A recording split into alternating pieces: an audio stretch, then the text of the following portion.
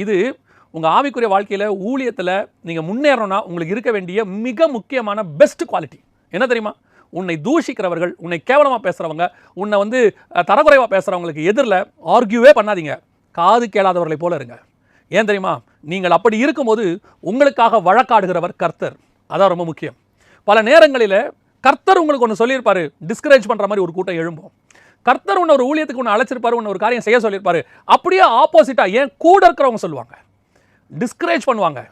இதுக்கப்புறம் அந்த மினிஸ்ட்ரியில் நீ எப்படி செய்ய போகிறோம் நீ மலைக்கிற அளவுக்கு பேசுவாங்க. நீ நன்மை செஞ்சிருப்ப, தீமை பேசுவாங்க. குடும்பத்தில் நீங்கள் நன்மை செஞ்சுருப்பீங்க, நீங்கள் என்ன அப்படி செஞ்சிட்டீங்க அப்படின்னு தீமை பேசுவாங்க. உங்கள் வாழ்நாளெல்லாம் உங்களுடைய ரத்தத்தை ஊற்றி குடும்பத்துக்காக உழைச்சிருப்பீங்க, அப்படியே பிள்ளைகளும் மற்றவங்களும் அசட்டை பண்ணுவாங்க.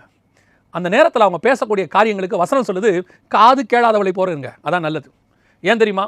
இந்த காது கேளாதவனை போல நீங்கள் இருந்துட்டீங்கன்னா அதை கேட்குறவர் கர்த்தர்.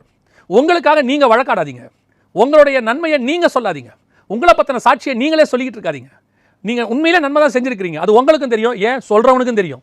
உங்ககிட்ட உதவி வாங்கினவனே உனக்கு அகைன்ஸ்டாக பேசுவான், உன் கூட இருக்கிறவங்களே பேசுவாங்க, உன்னை பற்றி தரக்குறைவாக பேசுவாங்க. காது கேளாதவனை போல இருங்க.